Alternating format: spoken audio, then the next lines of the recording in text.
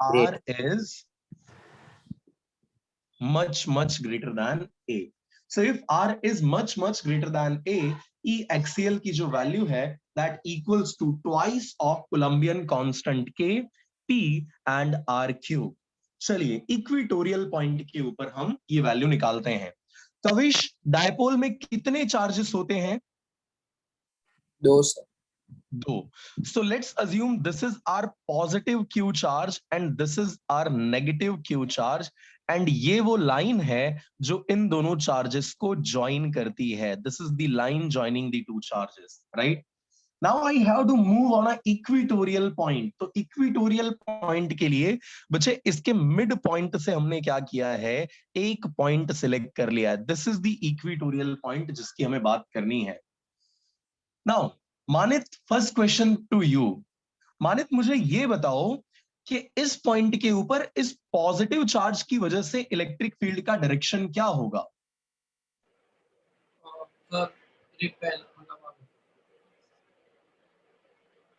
Yes निश्चित, not away from it but you can say radially outward direction इसे हम बोलते हैं, right? So this will be the radially outward direction. ये हो जाएगा E due to plus Q. ठीक है, कोई बात नहीं. Coming to second part. अच्छा, नेगेटिव Q चार्ज की वजह से क्या होती है इलेक्ट्रिक फील्ड की direction? Radially inwards. Radially inwards. Very good. Inward. तो ये हो जाएगा radially inward direction. Electric field एक स्केलर क्वांटिटी है, क्या मैं सही बोल रहा हूं? गलत. बिकॉज यहां पे भी आप देख सकते हो हमने वेक्टर इसके ऊपर लगाया हुआ था. That means it is a vector quantity. तो वेक्टर क्वांटिटीज में इलेक्ट्रिक फील्ड के लिए आपको मैंने सुपरपोजिशन प्रिंसिपल की बात करी हुई थी, याद है क्या? अगर किसी पॉइंट के ऊपर 2 या मोर देन 2 चार्जेस की वजह से इलेक्ट्रिक फील्ड आपको निकालनी है, so you use superposition principle for that resultant electric field. तो इस रिजल्टेंट इलेक्ट्रिक फील्ड का मैग्नीट्यूड पहले मैं फाइंड आउट कर रहा हूं. रिमेंबर दैट, क्या फाइंड आउट कर रहे हैं हम? इसका मैग्नीट्यूड. बट बिफोर दैट कि हम मैग्नीट्यूड फाइंड आउट करें, ध्यान से देखना पूरे डायग्राम को. देखो, लेट्स अज्यूम ये एंगल कितना है? थीटा है. ये एंगल भी कितना है? थीटा है. This distance is a, this distance is also a. why? because dipole के लिए जो टोटल डिस्टेंस होता है बच्चे, वो हम कितना अज्यूम करके चलते हैं? 2a अज्यूम करके चलते हैं, right? And let me call this distance as small r. इस डिस्टेंस को हम स्मॉल r बोल देते हैं. तो क्या ये पूरा जो ट्राइंगल है वो एक इक्विलेटरल ट्राइंगल हो जाएगा? Is it going to be an equilateral triangle? Sorry, ये जो है ये दोनों ट्राइंगल, हाँ, राइट एंगल ट्राइंगल होगा. ये दोनों ट्राइंगल सिमिलर हो जाएंगे, यस और नो? यस. बिल्कुल. सो उसी प्रॉपर्टी का यूज करके अगर ये एंगल थीटा है तो सेम बेसिस पे ये एंगल भी कितना हो जाएगा? थीटा हो जाएगा. Got it? Yes sir. चलिए अब ध्यान से देखना इस चीज को, कॉन्सेंट्रेट करना बात के ऊपर. ये जो इलेक्ट्रिक फील्ड है, अगर मैं इसके ऊपर एक पैरेलल लाइन, इस लाइन की एक पैरेलल लाइन यहां पे ड्रॉ कर दूं, तो दिस इज द लाइन जो दो पैरेलल लाइंस को इंटरसेक्ट कर रही है. 9th स्टैंडर्ड और 8th स्टैंडर्ड के अंदर आपको ये बताया गया होगा कि ये दोनों एंगल्स कैसे होते हैं? इक्वल होते हैं. Very good. So this angle is going to be theta. अब यार याद करो, ये E प्लस क्यू है, तो इस वेक्टर क्वांटिटी के दो कंपोनेंट निकल आएंगे. एक होगा अलोंग दिस एंड दूसरा होगा इधर, right? Yes sir. Good. Yes, so sir. This will B E plus Q. आगे बता सकता है क्या कोई, क्या आएगा इसके आगे? Cos theta. Very good. और यहां क्या हो जाएगा? E प्लस क्यू, साथ में आ जाएगा साइन थीटा, राइट? सिमिलरली आपको 8th और 9th स्टैंडर्ड के अंदर ही इस तरीके का एक शेप भी बताया होगा, जेड शेप, जिसमें ये वाला एंगल और ये वाला एंगल दोनों कैसे होते हैं? सेम. इक्वल. इक्वल. यस. सो अगर ये एंगल बच्चे थीटा है तो ये भी कितना हो जाएगा? थीटा हो जाएगा, right?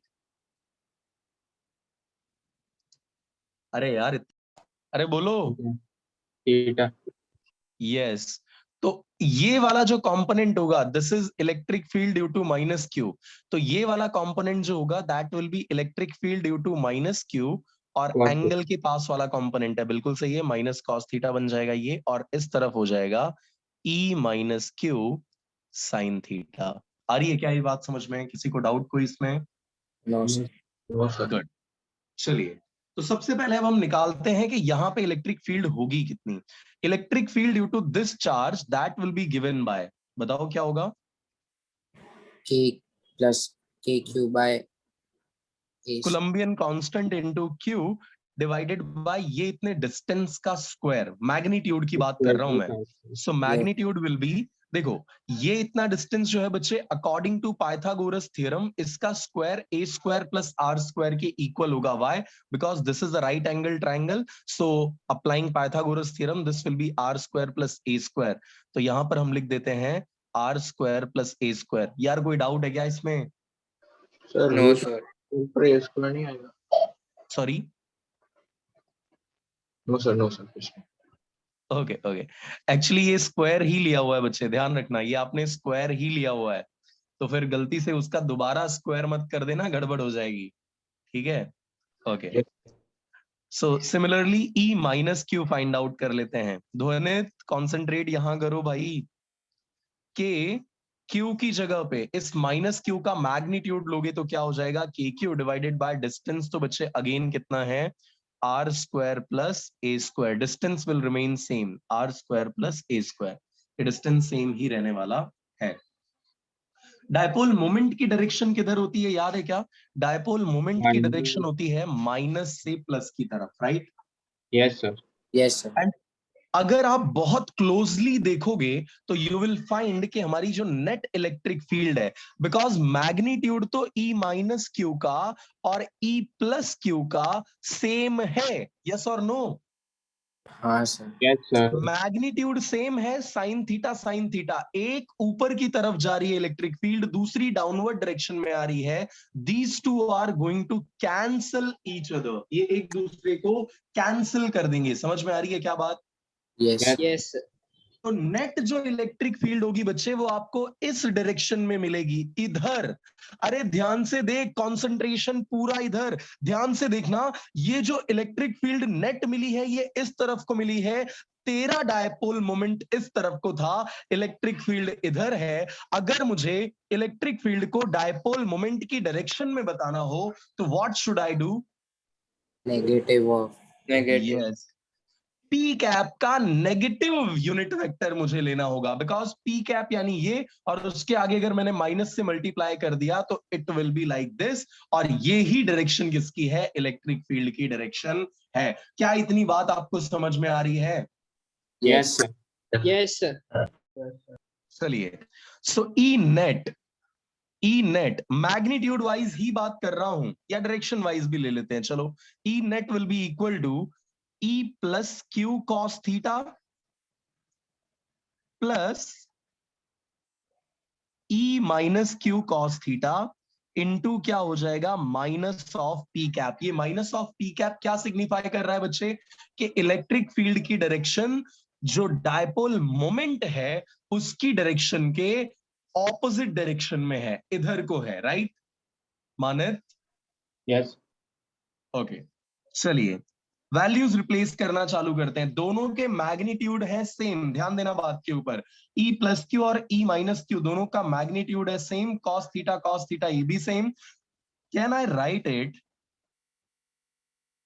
E plus Q is equal to E minus Q? Hence E net can be written as, ये वैल्यू इसकी जगह पे मैं ई माइनस क्यू लिख दूं या इसकी जगह पे ई प्लस क्यू लिख दूं, कोई फर्क पड़ने वाला नहीं है। So this will be E Q cos theta, E Q cos theta कितने टाइम्स हो गया? 2 times E due to plus Q cos theta, और साथ में ये रहा आपका माइनस, और यहां पे क्या आ जाएगा? पी हैट आ जाएगा। आ रही है क्या बात समझ में इतनी?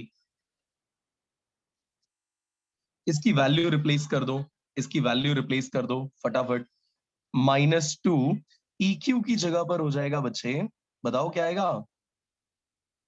आर स्क्वायर प्लस ए और cos थीटा भी डिफाइन कर देते हैं। चलो cos थीटा, इस ट्राइंगल के लिए अगर मैं आपसे cos थीटा निकालने को बोलूं तो let's say this is point A and this is O, तो ये आएगा AO का स्क्वायर। तो अगर cos थीटा में निकालने के लिए बोलूं तो it will B A divided by AO, या ये इतना डिस्टेंस डिवाइडेड बाय ये इतना डिस्टेंस।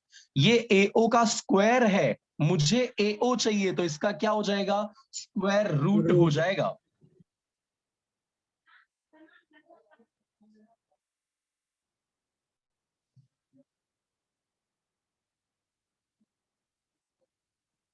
अरे किसी को डाउट कितने पार्ट में? No sir. ओके, अब यहाँ पे बच्चे पावर है 1 और यहाँ पे पावर है 1/2। रूल आप जानते हो कि बेस सेम है और पावर्स बीच में मल्टीप्लिकेशन का साइन है, तो पावर्स क्या हो जाएंगी, ऐड हो जाएंगी। ऐड कर दीजिए इसको, 2AQ, इसे कुछ नाम दिया हुआ है आपने, डाइपोल। डायपोल मोमेंट का मैग्नीट्यूड है, remember that this is the magnitude of dipole moment. तो इसको मैं लिख दूंगा P, देखना आप ध्यान से। सो माइनस के एज इट इज, यहां पर हो गया P और यहां पे आ गया P हैट डिवाइडेड बाय ये हो जाएगा R square plus A square की पावर 3/2। बोलो बात समझ में आई क्या? यस। नाउ कोई यूनिट वेक्टर डिफाइन करेगा? यूनिट वेक्टर कैसे डिफाइन करते हैं? Vector divided by magnitude. जरा इसको इधर शिफ्ट करना, तो कहना है right P vector is equal to P cap. तो यार टू P कैप की जगह पे मैं P वेक्टर रिप्लेस कर दे रहा हूं। So finally your answer will be minus KP vector divided bye R square plus A square की पावर 3/2। आ रही है क्या ये बात समझ में? Yes sir.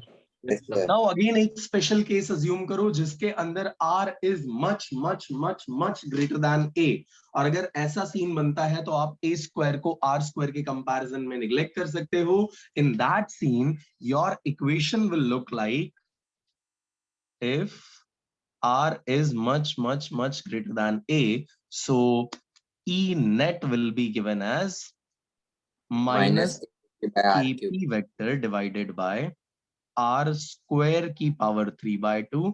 This is going to cut out, so this will be KP vector divided by R cube. So एक चीज अब यहां से आपको पूरी क्लियर हो जानी चाहिए कि अगर हम बात कर रहे हैं डायपोल की, तो डायपोल के लिए इलेक्ट्रिक फील्ड 1/R क्यूब के अकॉर्डिंग वेरी करती है। Yes sir. नया ट्विस्ट आया एकदम पिक्चर में, पूरी तरह से नया ट्विस्ट, नई कहानी आपने पढ़ी। पॉइंट चार्ज के लिए इलेक्ट्रिक फील्ड R स्क्वायर के प्रोपोर्शन में चलती थी, राइट, 1/R स्क्वायर के डायरेक्ट प्रोपोर्शन में चलती थी। यहां पर डायपोल के केस में इलेक्ट्रिक फील्ड 1/R क्यूब के डायरेक्ट प्रोपोर्शन में चलेगी। आ रही है क्या बात समझ में? कोई डाउट किसी को इसमें? No sir. और मैग्नीट्यूड वाइज अगर आप देखो तो मैग्नीट्यूड जब आप इसका लोगे तो ई नेट का magnitude will be KP divided by R cube. सही बोल रहा हूं क्या ये मैं इक्विटोरियल पॉइंट के लिए? है ना? ये इक्विटोरियल पॉइंट का जो इक्विटोरियल पॉइंट के ऊपर जो इलेक्ट्रिक फील्ड का मैग्नीट्यूड है, अगर वो हम लिखना चाहें तो magnitude of this will be equal to magnitude of this. Agree करते हो ना? तो क्या इतने टर्म की जगह पे, क्या ये इतने पूरे टर्म की जगह पे हम ई इक्विटोरियल लिख सकते हैं? यस। तो it will be twice of equatorial, right. E axial जो है वो 2 टाइम्स ऑफ ई इक्विटोरियल के इक्वल होगा। लेकिन वेक्टर फॉर्म में जब आपको रिप्रेजेंट करना है तो दोनों की डायरेक्शन क्या होंगी? ऑपोजिट होंगी। एक माइनस का साइन आपको इंट्रोड्यूस करना पड़ेगा। क्लियर है क्या ये बात? Yes sir. चलिए ठीक है।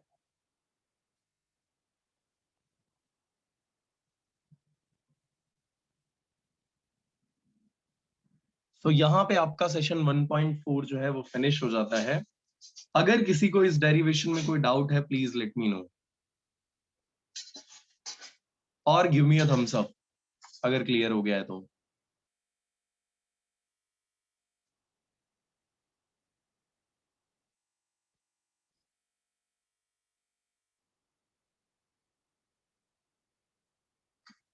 ओके चलिए नेक्स्ट सेशन की तरफ आते हैं, जिसके अंदर अब हम 1.5 में थोड़ा डिस्कशन करेंगे। मैंने आपको होमवर्क करने के लिए बोला था, बट स्टिल मेरे को पूरा भरोसा है तुमने नहीं किया हुआ है ना? और वो तुमने बता भी दिया, हाँ सर नहीं वीडियो देखा। देखने का ना। हाँ वही वीडियो देखने हाँ, का। वीडियो तो देखा है। तो क्या क्या खत्म हो गया है वीडियो में बता 1.5 के। ये फंस गया फंस गया फंस गया ब्लफ सर किया था डाइपोल वाला निश्चित। करवा दिया था लीना मैम ने। कौन सा वाला? डाइपोल वाला। और बता। वो सर बोलता हुई बस एक ही चीज हुई थी। बनाने दो सर, बनाने दो। Sir, dipole in uniform electric field, non-uniform electric field. फिर सर टॉर्क वाला। हाँ तो वही वही यूनिफॉर्म इलेक्ट्रिक फील्ड में डायपोल, उसी में टॉर्क निकालते हैं भाई। क्या है यार निश्चित है कुछ भी मतलब देख के नहीं आया तो कुछ भी बोलेगा यार तू, ऐसा ऐसा अरे नहीं मतलब। सर देखा है, लेकिन वो चल 2x की झूठी आदत नहीं। है ना सर। ना झूठा झूठा चल। मैं आपको मजाक यूट्यूब कर की रहा हिस्ट्री का स्क्रीनशॉट भेजता हूँ सर। हूँ। नहीं इतना इतना प्रूफ मत दे दो। वो 2 मिनट का वीडियो देख लिया होगा 2 मिनट के लिए, तो बस वही वो रेड सर करके उतने पूरा। छोटे छोटे ही है ना वीडियो। अच्छा ये कौन बोल रहा है? निश्चित ही बोल रहा है छोटे छोटे हैं। पहले तो ये फ्लक्स का कॉन्सेप्ट आया कहाँ से? मान लो यार ये तुम्हारे पास कोई एक रिवर है, ठीक है, ये एक रिवर है। अब रिवर में पक्की बात है अपने मामा जी तो बैठे नहीं होंगे, उसमें पानी ही होगा, है ना? अरे आ रही है क्या बात समझ में? हाँ सर। Yes okay. सर। तो ये रिवर है और इसमें चॉकलेटी कलर का पानी भरा हुआ है, ठीक है। इंडियन रिवर है जिसको नहला दिया है तुमने अलग अलग तरीके से। तो ये चॉकलेटी कलर का पानी तुमने इसमें क्या कर दिया है, भर दिया है। पहले वाइट ही था, हाँ शुरू शुरू में वाइट ही था, फिर लोगों ने मतलब कलरलेस ही था, बाद में लोगों ने आकर के इसकी ऐसी तैसी कर दी, ठीक है। अब समझो, ये इस पूरी रिवर के अंदर से मैंने क्या किया। मानित मानित कहाँ क्या सोच रहे हो यार? कहाँ डूबा हुआ है? मेरी रिवर इतनी बड़ी नहीं है मानित के तो इसमें डूब जाए। नहीं गलत बात है देखो। अरे ये तो कुछ बोल भी नहीं रहा यार, नाराज हो गया क्या? सुन रहा हूँ। अच्छा ठीक है चलिए। सो बच्चे ट्राई टू अंडरस्टैंड। ये मान लीजिए आपके पास वो रिवर है और मैं इस रिवर के अंदर अपना ये जो क्या बोलोगे इसे, बैंगल मत बोल देना। कड़ा। हाँ कड़ा, ठीक है। मैं वही सोच रहा था कि कोई एक स्पेसिफिक वर्ड मिल जाए। तो ये कड़ा मैंने उसके अंदर डाल दिया, ठीक है। अब सिचुएशन क्या होगी बच्चे इस केस में, अगर वाटर का फ्लो ऐसे जा रहा है इस तरीके से और मैंने इसको यूं डाल दिया हुआ है, तो इस केस में इस पर्टिकुलर सरफेस में से ये जो सरफेस बन रही है पूरी, इस सरफेस में से maximum amount of water will pass. इसको पेनिट्रेट करके मैक्सिमम अमाउंट ऑफ वाटर एक तरफ से दूसरी तरफ जाएगा। आ रही है क्या बात समझ में? है ना? Yes.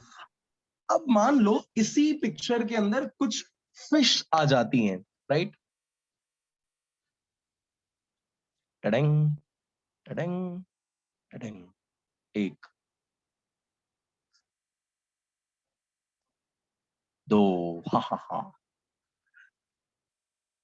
टडंग टडंग टडंग, ओहो, wow, how nice fishes are. बहुत बढ़िया। तो यार सोचो, अगर ये सारी फिश भी ऐसे जा रही होती और मैं इसके ऊपर एक फिल्टर पेपर लगा देता, तो क्या इस केस में ये सारी की सारी फिश इसके अंदर स्टक हो जाती, फंस जाती? यस और नो? Yes sir. कहने का मतलब है हाँ इस सर। केस में आपको मैक्सिमम अमाउंट में फिश मिल सकती थी, सही है ना?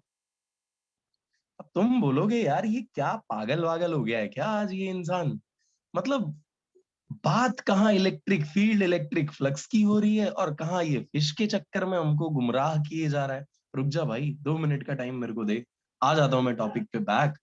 अब मान ले मैंने तेरे को बोला इस नेट को ऐसे डाल दे, यूं थोड़े से एंगल के ऊपर कर दे, तो उस टाइम पे कुछ फिश जो होंगी, जो कुछ खुश नसीब हमारी फिश हैं, वो इसके ऊपर से निकल जाएंगी और कंपैरेटिवली कम अमाउंट में फिश इसके साथ स्टक होंगी। क्या ये चीज आपको समझ में आ रही है? Yes sir. Yes, sir. लेकिन अगर सोचो मैंने नेट ऐसे डाल दिया होता, फिश ऐसे जा रही है यूं, और नेट मैंने ऐसे डाल दिया होता, तो क्या कोई फिश इसमें फंस पाती, स्टक हो पाती? नहीं सर। नहीं sir. नहीं हो पाती, नहीं हो पाती। मतलब ये है यार कि कुछ तो ऐसा है कि जो हमें मैक्सिमम और मिनिमम अमाउंट में फिश दिलाने का काम कर रहा है। और अगर आप ध्यान से देखो वो कुछ और नहीं है जबकि इसका रोटेशन है, इस पर्टिकुलर चीज का, ये जो आपकी रिंग है इसका रोटेशन है। अगर ये वाटर फ्लो के परपेंडिकुलर आ जाए, ये अगर एरिया वाटर फ्लो के परपेंडिकुलर आ जाए, तब आपको वैल्यू मैक्सिमम मिल रही है। और अगर ये वाटर फ्लो के पैरेलल आ जाए, इधर को जा रहा है और वाटर फ्लो इधर है, ये दोनों पैरेलल हो जाएं, तो उस टाइम पर आपको वैल्यू कैसी मिल रही है? 0 मिल रही है। आ रही है क्या बात समझ में? Yes sir. Yes, sir. यार 2 टाइप के तुमने प्रोडक्ट डिफाइन किए, जरा मेरे को बताना ना कौन से 2 टाइप के प्रोडक्ट हैं? Scalar product and vector. Dot or cross. Scalar and vector. Yes. Dot product का फाइनल फॉर्मूला क्या बनता है आपका? ए डॉट बी जब आप करते हो तो क्या फॉर्मूला आता है? Mod AB AB cos cos. AB cos theta, where A and B are the magnitude of Magnitude. vector A and B, right? Yes. चलिए अब कहानी को समझते हैं। देखना, एरिया को भी अब हम वेक्टर की तरह ट्रीट करने वाले हैं। Now we are going to treat area as a vector quantity. यार वो है भी, अगर तू लॉजिकली देखे ना, तो जब तेरे को पहली बार तेरे टीचर ने कोई एक कॉन्फ़िगरेशन दिया था, मान ले इसका एरिया निकालने को बोला, ठीक है, तो इसकी लेंथ थी L और ब्रेथ थी B, राइट? तो आपको इन दोनों का मल्टीप्लाई करने को बोला था। तो अगर आप ध्यान से देखो तो L जो है वो I कैप के अलोंग है और B जो है वो J कैप के अलोंग है कि नहीं है? Yes sir. Yes, sir. तो ये जो एरिया आपका आएगा जब आप इसका प्रोडक्ट करोगे तो वो किसके अलोंग आ जाएगा?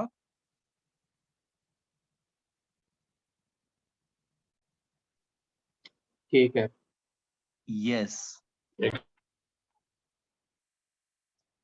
यानी आज से हम बेसिकली एरिया को क्या करने वाले हैं? एक वेक्टर क्वांटिटी की तरह ट्रीट करने वाले हैं।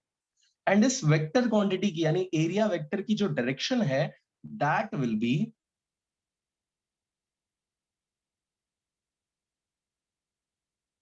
ये जो Outside plane.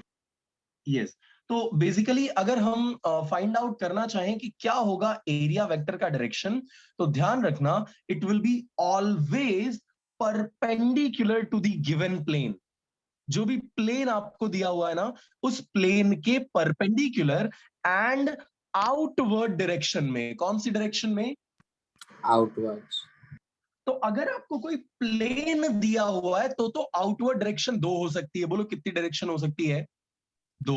दो. एक तो ये आउटवर्ड डायरेक्शन हो सकती है, दूसरा ये प्लेन की बात कर रहा हूं बच्चे, प्लेन, ये एक प्लेन है, राइट? ये एक प्लेन है।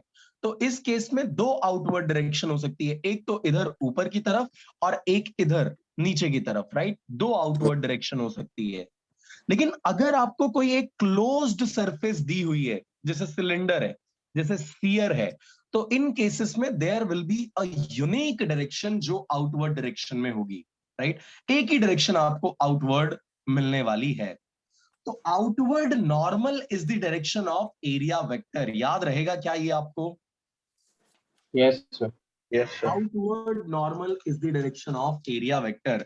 प्लेन सरफेसेस के लिए 2 डायरेक्शन पॉसिबल है, लेकिन क्लोज्ड सरफेसेस के लिए वो एक ही डायरेक्शन पॉसिबल है। चलिए आते हैं अपनी ये मछली वाली बात पे। देखो ये मेरा वो नेट था, ये मेरा वो नेट था, राइट। जब मैंने इसको ऐसे रखा तो उस टाइम पर फ्लो ऐसे हो रहा था, फ्लो ऐसे हो रहा था। इसका एरिया वेक्टर निकालने के दो तरीके हैं, बताओ कौन सी दो तरीके से आप एरिया वेक्टर पाओगे, कौन सी दो डायरेक्शन होगी।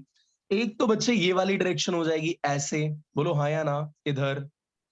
यस और दूसरी हो सकती है ये, दूसरी हो सकती है ये डायरेक्शन।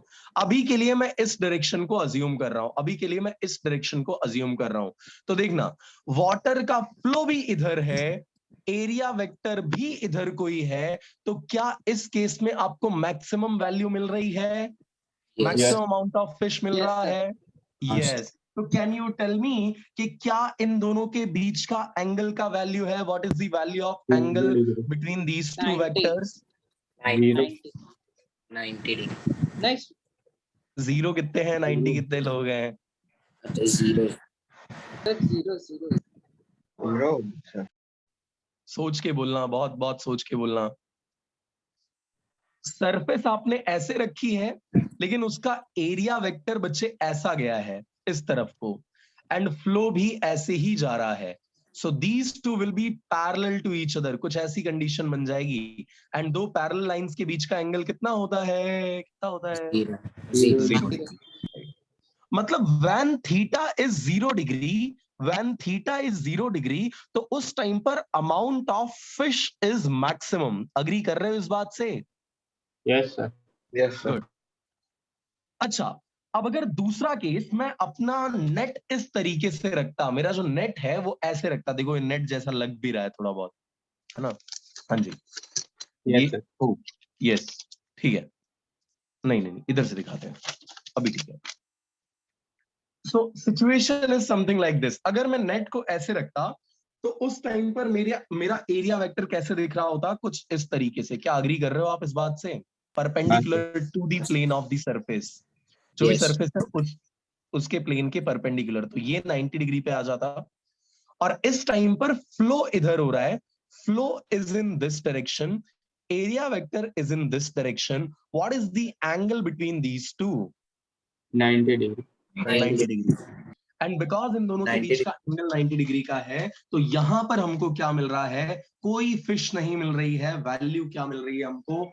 मिनिमम अमाउंट वाली मिल रही है, एक्चुअली 0 मिल रही है। सो एट थीटा इक्वल्स टू 90, उस टाइम पर हमको ये जो फ्लक्स था या जो फिश का अमाउंट था वो क्या मिल रहा था? 0 मिल रहा था, राइट। अब सारी कहानी भूल जाओ, जितने को मैंने वाटर का करंट बोला हुआ है ना, जिसको मैंने वाटर का फ्लो बोला है, उसको सिर्फ इलेक्ट्रिक फील्ड मान लो। तो मान लो यहां से ऐसे इलेक्ट्रिक फील्ड चल रही है, ऐसे इलेक्ट्रिक फील्ड जा रही है, तू सरफेस ऐसे ला करके एंटर कर देता है, तो बोल सबसे ज्यादा फील्ड लाइंस इससे लिंक होंगी, हाँ या ना? हाँ सर यस यस। तो the number of electric field lines, the measurement of number of electric field lines linked with a surface is what we call as electric, बताओ, flux. So electric flux क्या है? बेसिकली इलेक्ट्रिक फ्लक्स जो है वो measurement है, किसका measurement है? It is the measurement of number of field lines, excuse me, number of field lines linked with a given surface. कोई भी गिवन सरफेस से कितनी फील्ड लाइंस लिंक हो रही हैं, उनका जब आप मेजरमेंट करते हो तो उसी मेजरमेंट को हम क्या बोलते हैं? इलेक्ट्रिक फ्लक्स बोलते हैं। एंड इलेक्ट्रिक फ्लक्स यहां पे हम डिफाइन करते हैं by phi, and phi is equals to होता है ई डॉट ए। अब कोई मेरे को बता सकता है ये ई क्या है? इलेक्ट्रिक फील्ड है। ये ए क्या है? एरिया वेक्टर है। Yes. So flux is defined as electric field and area vector का dot product. So definition wise अगर दूसरी definition मैं आपको बताऊं तो it is defined as the dot product of electric field and surface area of the given surface, right? अरे clear है क्या ये बात? हाँ sir Sir. So phi is equal to हो जाएगा E dot A या E dot sometimes also represented by surface area को S से represent करते हैं तो E dot S हो जाएगा. अब डॉट प्रोडक्ट जैसे ही आप हटाओगे it will be equal to E S cos theta. ये थीटा क्या है? Theta is the angle between. Electric field and area vector.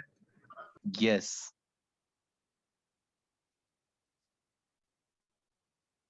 अच्छा अब इसके स्पेशल केसेस देख लेते हैं. थीटा इक्वल्स टू 0 कब होगा? पहले तो ये समझना. थीटा इक्वल्स टू 0 मतलब बच्चे ये आपकी सरफेस है तो ये हो जाएगा area vector perpendicular to the surface away from it. Perpendicular to the surface away from it. Surface ये इससे परपेंडिकुलर एंड अवे तो ये हो जाएगा आपका एरिया वेक्टर. जो सैफरन कलर आपको दिखाई पड़ रहा है मेरी फिंगर्स के बीच में ये आपको एरिया वेक्टर बता रहा है. अगर इलेक्ट्रिक फील्ड भी इधर है एंड एरिया वेक्टर भी इधर है तो इन दोनों के बीच का एंगल कितना हो जाएगा? 0 डिग्री. एंड अगर मैं यहाँ पे cos 0 रखूंगा तो देखना देखना देखना क्या होगा? phi is equal to Yes. Yes. क्या ये मैक्सिमम वैल्यू लग रही है आपको? Yes sir. Yes sir. Yes. और क्या यही Yes, sir. लॉजिक हम यहाँ पर भी लगा रहे थे वो फिश को कैच करने के अंदर? जब हमने नेट को ऐसे सीधा रख दिया था तो मैक्सिमम अमाउंट ऑफ फिश जो थी वो हमसे कलेक्ट हो पाई थी. तो जो यहाँ पे फ्लक्स जो है वो इस केस में क्या हो चुका है? मैक्सिमम हो चुका है. नाउ सेकंड अगर मैं आपको थीटा इज इक्वल टू 90 करने के लिए बोल दूं, थीटा इज इक्वल टू 90 करने को बोल दूं, थीटा इज इक्वल टू 90 का क्या मतलब है? This is your surface. और अगर आपने इसको ऐसे इंसर्ट कर दिया इलेक्ट्रिक फील्ड में, इलेक्ट्रिक फील्ड ऐसे जा रही है, आपने सरफेस ऐसे रख दिया है तो area vector will be like this. और एरिया वेक्टर अगर ऐसा होगा तो एरिया वेक्टर और इलेक्ट्रिक फील्ड के बीच का एंगल कितना हो जाएगा? 90 degree. And because theta is 90 degree in that case flux will be E A cos 90 और cos 90 की वैल्यू क्या हो जाएगी? 0 हो जाएगी. अरे आएगा क्या बात समझ में? कोई doubt? No sir. No sir. चलिए यूनिट निकालते हैं. बोलो इलेक्ट्रिक फील्ड का यूनिट क्या है? न्यूटन पर कूलम. कूलम. सरफेस एरिया का मीटर स्क्वायर. सो न्यूटन पर कूलम इनटू मीटर स्क्वायर ये इसका क्या हो जाएगा? एसआई यूनिट हो जाएगा. डायमेंशंस अगर निकालने के लिए बोलूं तो न्यूटन की जगह पे डायमेंशंस क्या होंगे? m1 l1 t-2. Metre square की जगह पे क्या हो जाएगा? l2. एंड कूलम की जगह पे a1 t1. क्या ये बात आपको क्लियर हो रही है? Yes sir. अरे यार चार्ज का तो रट्टा मारी लेना. पूरे चैप्टर में किसी ना किसी पूरे बुक 1 के अंदर कहीं ना कहीं तुमको ये दिखेगा तो छोड़ना नहीं इसको किसी भी तरीके से. इसका डायमेंशनल फॉर्मूला A1 T1 मतलब घोट के पी जाना इसको. अपने शरीर के ऊपर इसका टैटू बनवा लेना कि चार्ज का डायमेंशनल फॉर्मूला A1 T1 होता है. राइट? भूलना नहीं है इन शॉर्ट इसको कैसे भी करके. तो डायमेंशनल फॉर्मूला इसका फाइनली जो हमें मिलेगा that will B m1 l3 a-1 t-3. आएगी क्या बात समझ में? कोई डाउट इसमें? m1 as it is, l1 l2 l3 हो गया, -2 और -1 यानी -3 एंड a-1. तो ये इसका डायमेंशनल फॉर्मूला हो जाएगा. Sir yes yes. सर इसमें हम सभी में कंसिडर यही कर रहे हैं ना कि electric field left to right जा रही है. यस यस यस बिल्कुल बिल्कुल. Okay sir. हरिहरन ने मेरे को एक डाउट पूछा हुआ है यार, किसी को अगर आंसर पता हो तो बताना यार. ग्रीन फिशेस कहाँ पे मिलती हैं? इंटरेस्टिंग क्वेश्चन है. सही है. Thank you Hariharan. I will take care of that next time. Next time I think I should use this colour. Right sir कोई भी ओशन का नाम बोल दो ना, अपने को कहाँ पता है कौन से कलर की खुशी से. हाँ सर, और इतना डीप भी कहाँ गए हम लोग. सर कोई तो ग्रीन कलर की होगी. वो कुछ कोई एंटिक सा नाम निकालो तुम लोगों को अगर कोई पता हो. कैस्पियन सी या यू नो वो क्या नाम है, डेथ सी या रेड सी, ऐसा कुछ निकाल के कभी जाए ही नहीं ना वैसी जगह का नाम बोलने का. ठीक है ठीक है. सर पर इधर देख ली ना, ग्रीन फिश ओशन भी देख ली इधर. सॉरी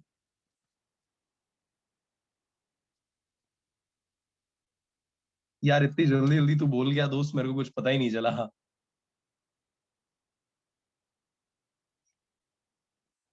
अच्छा अब दोबारा नहीं बोलेगा, इसने कसम खा रखी है, बस एक ही बार बोलूंगा और फुल और फाइनल हो जाएगा। सही है, मैं एक बार बोलता हूँ और फुल एंड फाइनल हो जाता है। सही है यार, ये एटीट्यूड रखो लाइफ में, गजब। गुड, ये तक्ष था ना?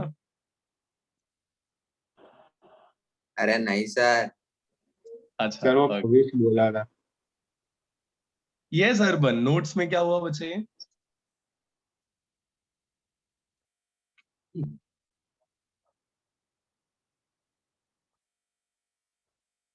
अर्पण बोल रहा है सर आपने नोट्स सर में वो पर आपने बोला ना, बटरफ्लाई। हर ग्रीन मछली कहाँ मिलती है, आपके नोट्स में बोल दो। हाँ ये सही है यार, बोल सकते हैं। देख ले हरिहरन, हमारे पास क्रिएटिविटी की कोई कमी नहीं है। हाँ? मेरी नोट्स के अंदर मिलती है ग्रीन फिशेस, ठीक है। अब लेके चले जाना, तू जो करना हो करना तू, ठीक है। और किसी कलर की चाहिए तो मेरे को ऑर्डर कर देना, मैं बनवा के भेजूंगा। आज से तेरा भाई फिश सप्लायर हो जाएगा, ठीक है, फिजिक्स छोड़ देगा। चलो, कमिंग टू दैट पार्ट। चलिए, अब इसके बाद हम समझते हैं एक बहुत ही इंपॉर्टेंट थ्योरम जिसका नाम है गॉसेस थ्योरम, ठीक है। ये तो जो था वो ऐसा है जो आपको पता चल गया। नाउ गॉसेस थ्योरम का एप्लीकेशन बहुत जरूरी है, बहुत बहुत इंपॉर्टेंट भी है समझने के उससे भी और एग्जाम के पॉइंट ऑफ व्यू से भी। तो बेसिकली गॉसेस लॉ है क्या? तो मान लो ये आपके पास कोई एक रैंडम शेप की सरफेस है, ठीक है, कोई भी अजीब से शेप की सरफेस है। अरे आ रही है क्या इतनी बात समझ में? हाँ सर। अच्छा, अब चार्जेस का भंडार उठा लाओ, बोले तो इधर इधर अपने लंगर लगा देने चार्जेस के। लाओ लाओ जितने चार्जेस ले आ सकते हो ले आओ। एक हो गया मान ली Q1 अंदर की तरफ, दूसरा हो गया -Q2 अंदर की तरफ, एक हो गया Q3 अंदर की तरफ। बोल इतना ठीक है क्या? चलेगा? 3 चार्जेस अंदर रख दिए, ठीक है ना? हाँ सर। Fourth Yes. मैंने रख दिया, फोर्थ मैंने Q4 यहां पे रख दिया, एंड फिफ्थ मैंने Q5 यहां पे रख दिया। तो बोलो टोटल कितने चार्ज हैं? अच्छा। 5 चार्जेस हो गए, ठीक है। और 5 चार्जेस में से ये एक स्पेशल सरफेस मैंने डिजाइन करी हुई है। इस सरफेस को गॉस की मेमोरी में कहा जाता है गॉसियन सरफेस। क्या कहा जाता है इसको? Gaussian sir. surface.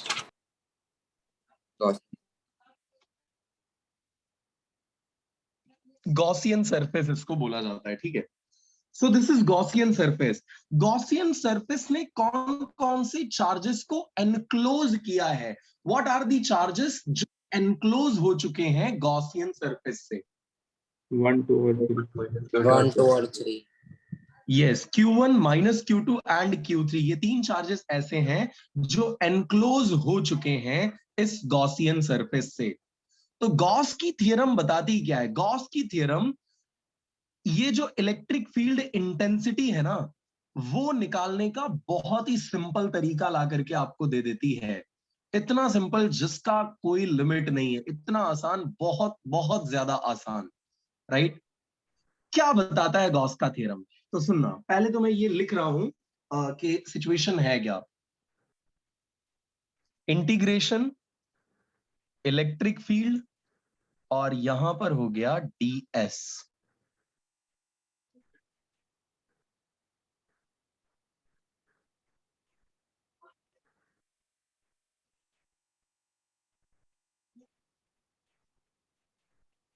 स्टेटमेंट सुनना, पहले तो स्टेटमेंट ध्यान से सुनना, फिर हम समझते हैं कि ये सारी बातें कहना क्या चाहता है गॉस भाई अपने इस पूरी कहानी में। Listen carefully. The surface integral of, ये एस लिखा हुआ है ना, एस क्या बता रहा है? सरफेस बता रहा है, राइट? अरे यार, हाँ सर।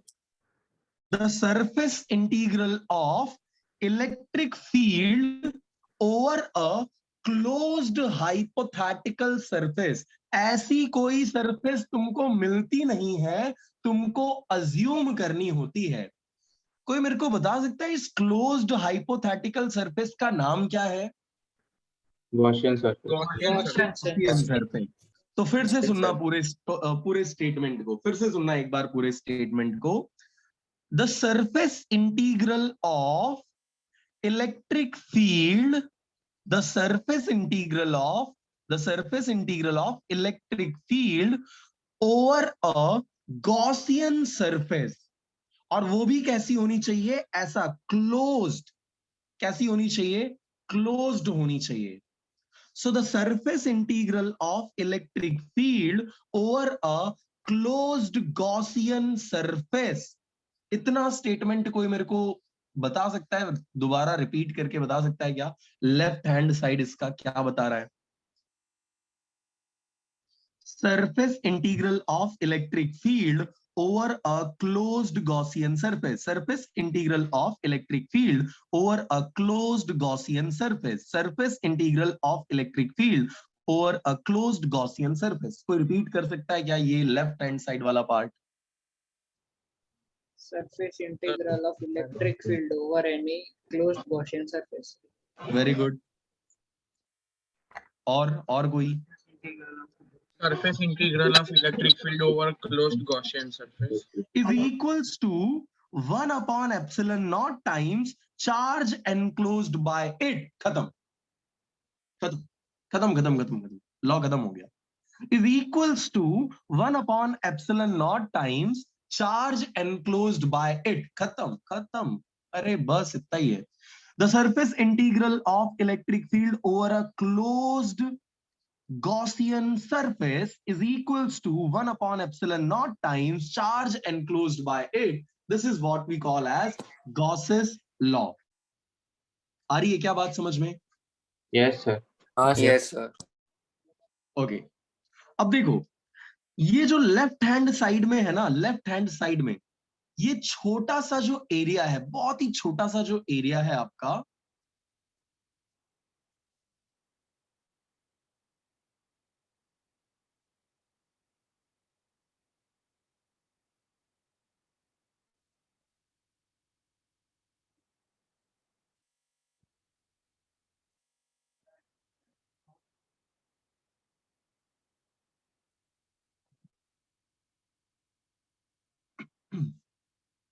ओके. सो ये बहुत छोटा सा जो आपको एरिया दिखाई पड़ रहा है, जिसको हम ds से रिप्रेजेंट कर रहे हैं, वेरी स्मॉल एरिया जो है इसका, उसके पूरे के पूरे एरिया के ऊपर आपने इसको क्या किया हुआ है, सरफेस इंटीग्रल लिया हुआ है. इट मींस आप लेफ्ट हैंड साइड में क्या निकालना चाहते हो, टोटल फ्लक्स निकालना चाहते हो, right? Surface integral of electric field over a closed hypothetical surface. तो यहां पे LHS में आप क्या बता रहे हो, you are talking about electric flux, and that electric flux is equal to 1 upon epsilon naught times of charge enclosed by it. अब यार तो सिंपली समझ इस चीज को कि RHS में सिर्फ चार्ज एनक्लोज्ड ही क्यों आया, सिर्फ ये इतनी बात तेरे को समझनी है, और कुछ समझने की जरूरत नहीं है. RHS में चार्ज एनक्लोज्ड ही क्यों आया, बाहर वाले चार्जेस क्यों नहीं आ रहे हैं, ठीक है? चलो समझना, ये Q4 अगर पॉजिटिव है तो क्या इसके अंदर से फील्ड लाइंस बाहर की तरफ जा रही होंगी, अग्री करते हो या नहीं? हाँ सर. yes sir. चलिए ठीक है. तो इलेक्ट्रिक फील्ड बच्चे इस पॉइंट के ऊपर इस डायरेक्शन में है, बोलो सही है, हाँ या ना? हाँ सर. और उस टाइम पे यहाँ का जो लोकल एरिया वेक्टर होगा वो तो इस डायरेक्शन में होगा, बाहर की तरफ को होगा, राइट? लोकल एरिया वेक्टर इस पॉइंट का. सिमिलरली यहाँ पे इलेक्ट्रिक फील्ड लाइंस ऐसे हैं और एरिया वेक्टर इधर को होगा. इलेक्ट्रिक फील्ड लाइन इधर है, एरिया वेक्टर इधर को होगा, राइट? इस पॉइंट पे जहां पे इलेक्ट्रिक फील्ड बाहर निकल रही है वहां पे इलेक्ट्रिक फील्ड इस तरफ और एरिया वेक्टर भी इसी तरफ.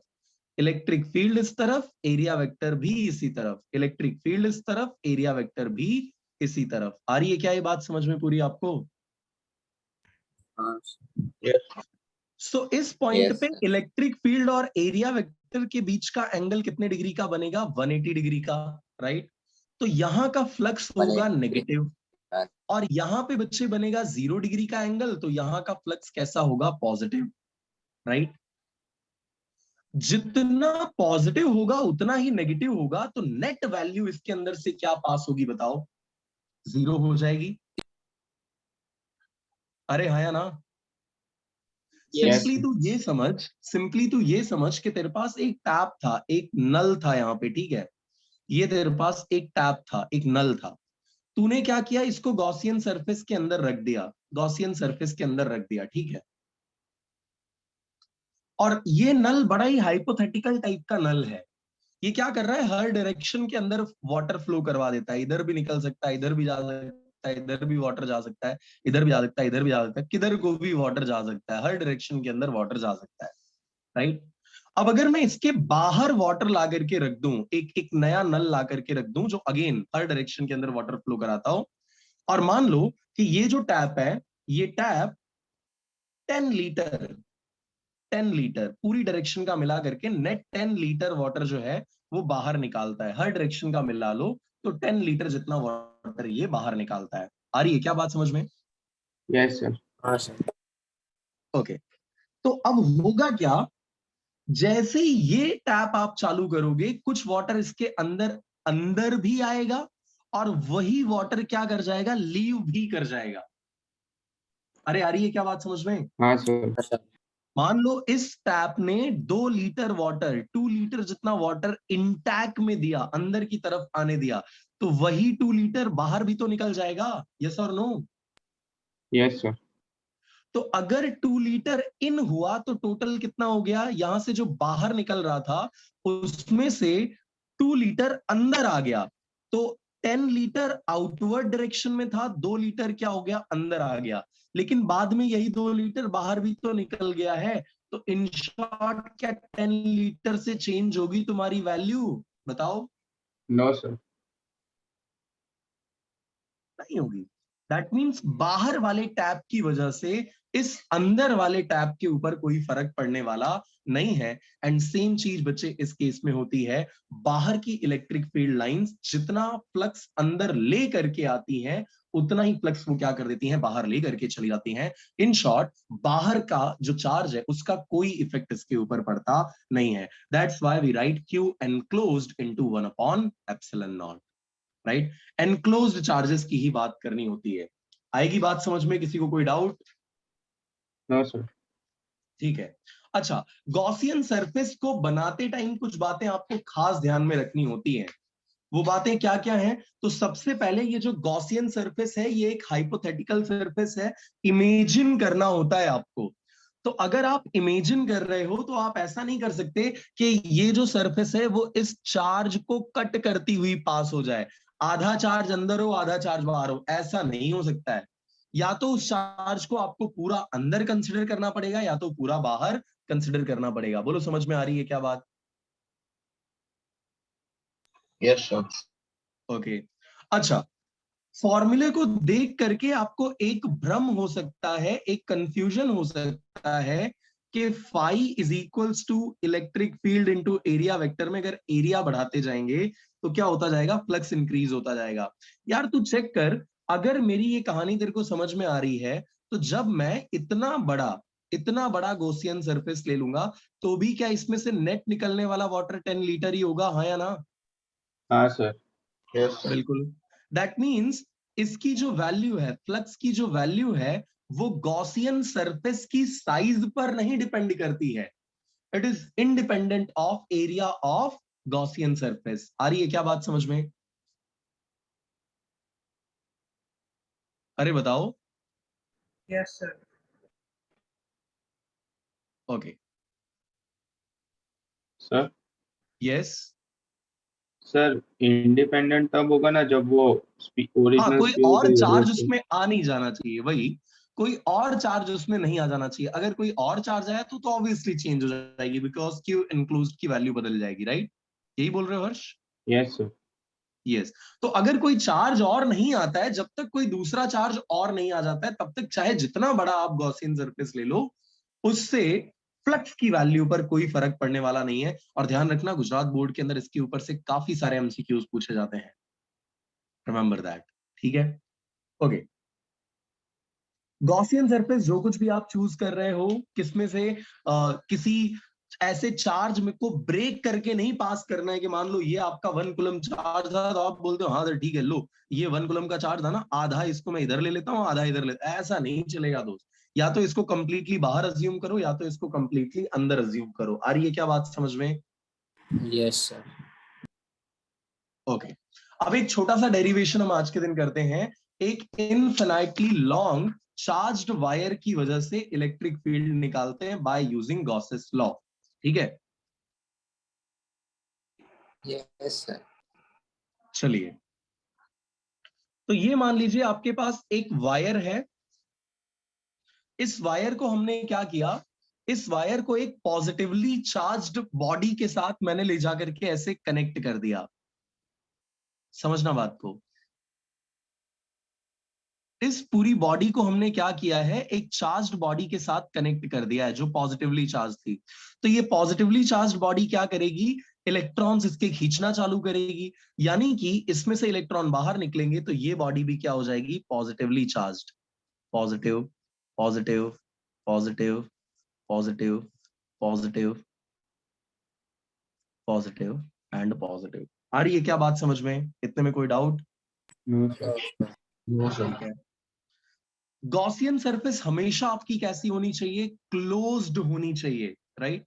ओपन सरफेसेस नॉट अलाउड, और किसी भी शेप की आप अज्यूम कर सकते हो, बट ध्यान रखना ऐसे ही शेप की अज्यूम करना जिसका एरिया आपको पता हो। ऐसा नहीं करना कि कोई भी शेप की उठा लिया, घर से मर्जी किया अमीबा ला करके बना दिया यहाँ पे, ठीक है, ऐसा नहीं करना, नहीं तो एरिया निकालने के चक्कर में नाको चने चबाने पड़ जाएंगे।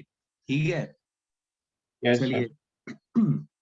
सो ये है आपके पास एक चार्ज्ड वायर।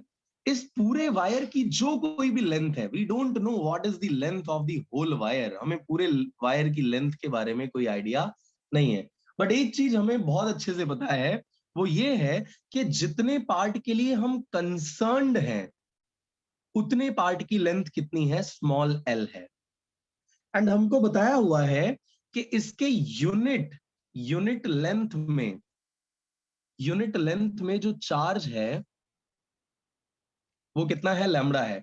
अगर यूनिट लेंथ में चार्ज लैम्बडा है तो एल लेंथ में कितना होगा बताओ? Lambda Lambda. Lambda by lambda by L. नहीं सर, लैम्डा एल।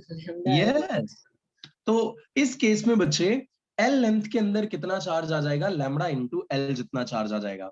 तो अभी हमें इतने चार्जेस की वजह से क्या करना है, इलेक्ट्रिक फील्ड निकालना है।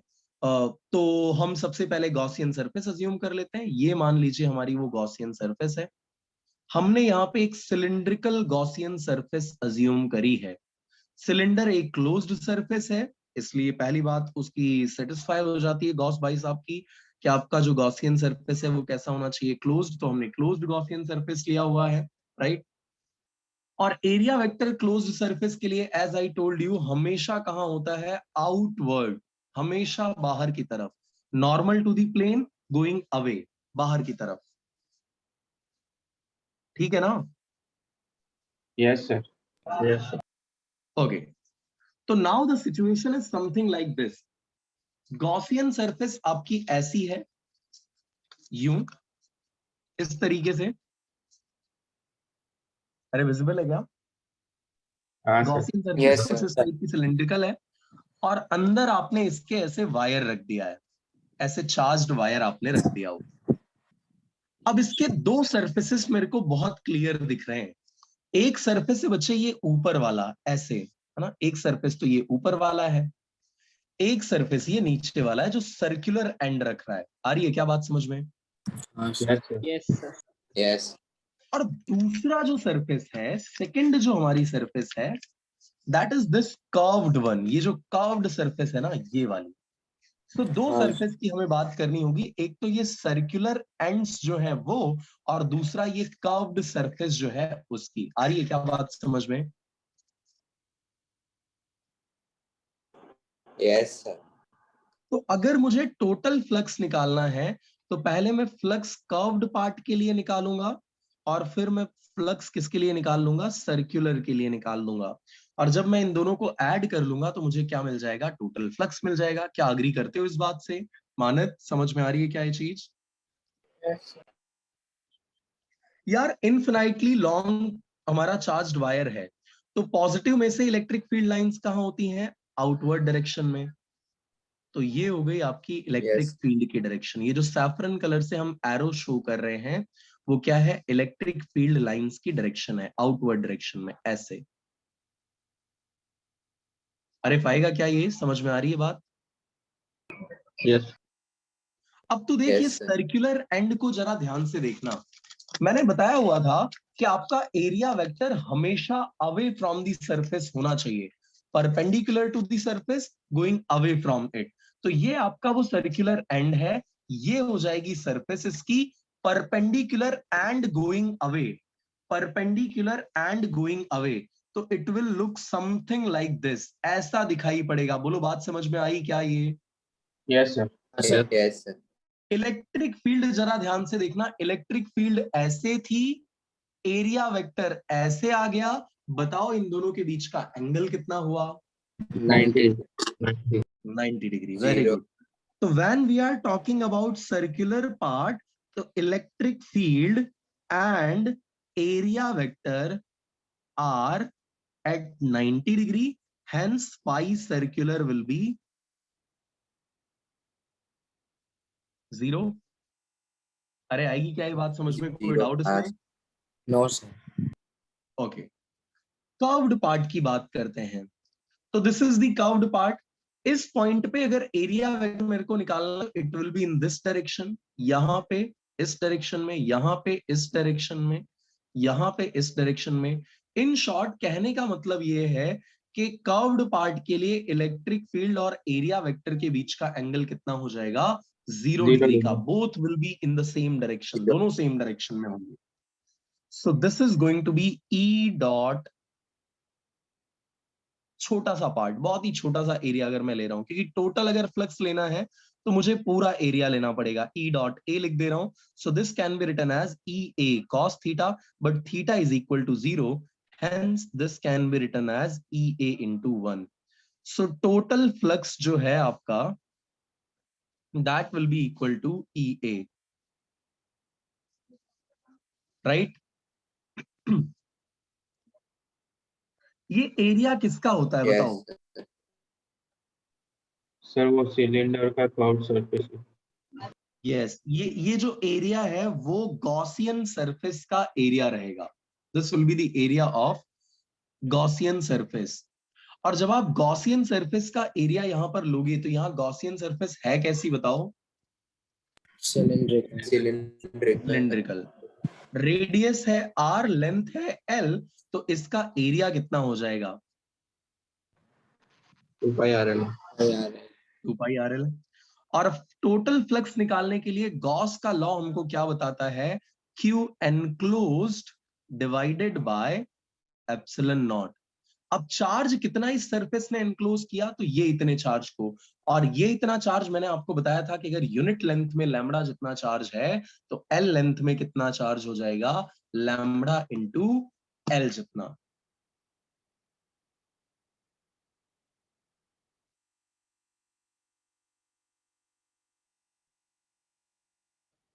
ये एल और ये एल कैंसिल हो गया, 2 पाई आर को यहां डिवीजन में ले आओ।